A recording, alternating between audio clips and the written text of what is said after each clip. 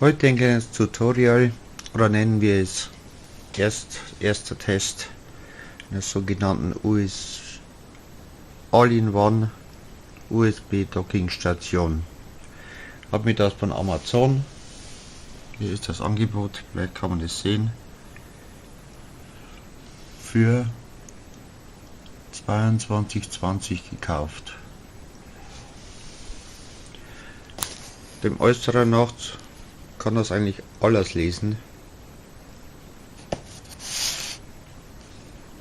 USB 2.0, USB 3.0, alle Festplatten, alle Speicherkarten,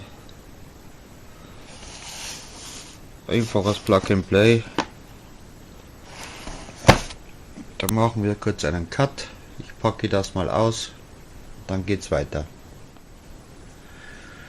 So, es ist jetzt ausgepackt.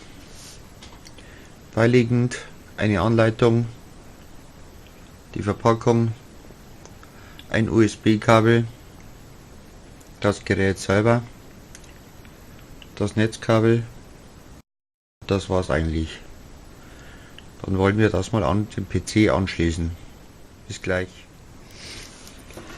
Hier nochmal kurz die Eingänge für die Speicherkarten. Ich hoffe, man kann das gut sehen. Sämtliche Speicherkartenformate. Hier die Kontrollleuchten. Hier ist ein Knopf. Das muss ich erst noch recherchieren.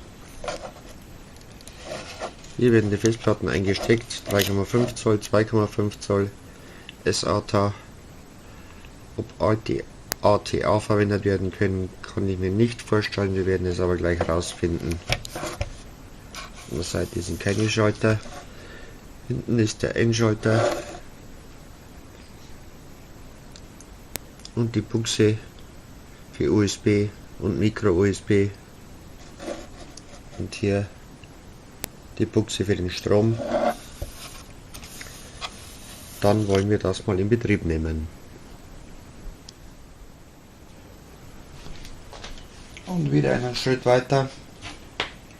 Ich versuche jetzt als erstes die Spannung herzustellen.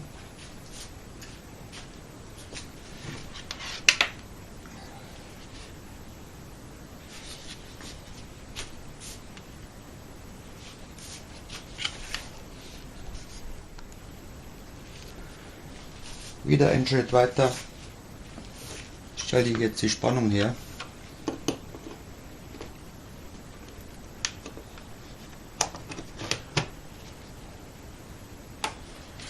In die Steckdose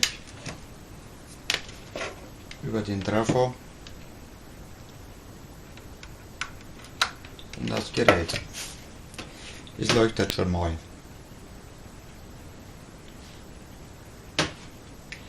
Ich versuche jetzt mal eine Standard 2,5 Zoll Festplatte einzuschieben.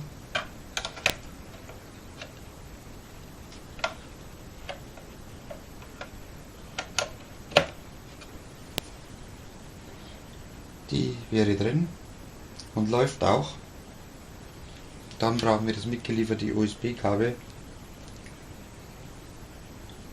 das natürlich immer mit dem berühmten Draht verbunden ist. Das stecken wir einmal hier hinten an.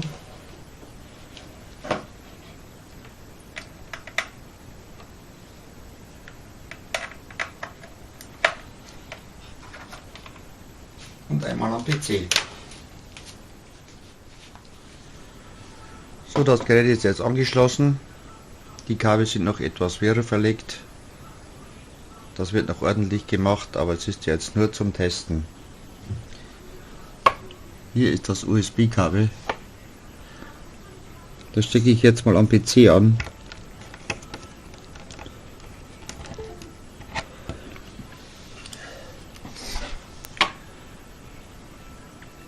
Und schalte das Gerät ein.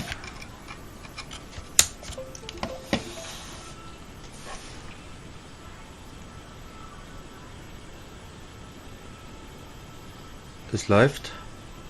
Die Festplatte ist drin. Und Windows erkennt auch schon was.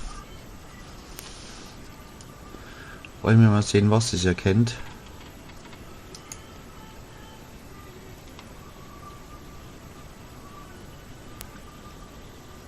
Ja, es hat die Festplatte erkannt, die hier eingebaut ist. Wir können ganz normal über Drag and Drop jetzt Dateien austauschen. Super Gerät. Ich habe jetzt hier noch meine 1 Terabyte Platte eingebaut, 2,5 Zoll. Man kann jetzt wahrscheinlich schlecht erkennen, das ist eine 1 Terabyte. Auch die wird wunderbar erkannt. Auch Windows erkennt die Festplatte. Da ist nicht viel drauf. Das sind 3 Partitionen. Wird also erkannt. Ein letzter Test. Wie gesagt, man kann alle möglichen Speicherkarten und USB-Sticks und einbauen. Ich habe hier nochmal die Micro SD-Karte eines Handys, dazu den Adapter, um die SD-Karte am PC auszulesen.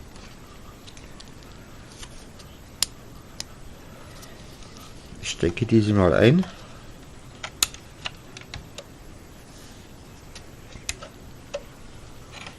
Das Gerät aus und wieder ein.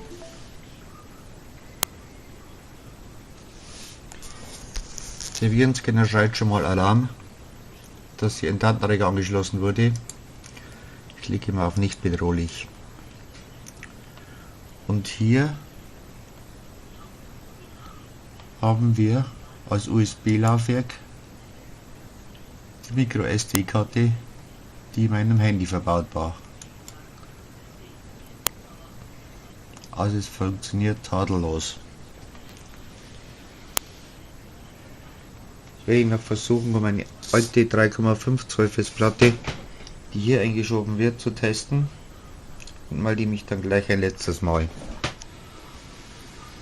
Inzwischen habe ich es auch geschafft, eine uralte ATA Festplatte hier einzustecken. Das war etwas, naja, ich nenne es mal Feinarbeit, bis die drin war, aber inzwischen wird die auch erkannt. Ich weiß nicht, ob man das sehen kann,